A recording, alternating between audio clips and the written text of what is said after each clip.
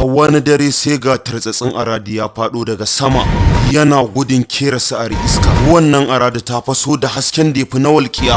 Da wannan arada ta zo sai ta faɗo a harifa.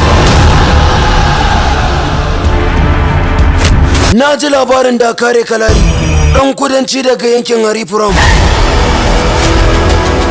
Shi mutumin da yake magana a kansa kaka ne ga kakannin saboda tsintsar sata da wancan da kikin yake zuwa ke yanzu kima mu ma gaba ɗaya ta shiga tsilla-tsilla. Ku baza idanu ta ko'ina don za ku yi tsinkaye sa ta kowane bangare. Idan ta kama ku shege ɗan banza. Ina so lallai ya zama karo na ƙarshe da ya kada ƙararrawar nan.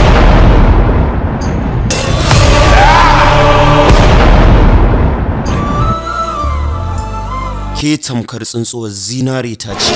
Hatta iskar da yake shaƙa ba fuskantarsa take ba.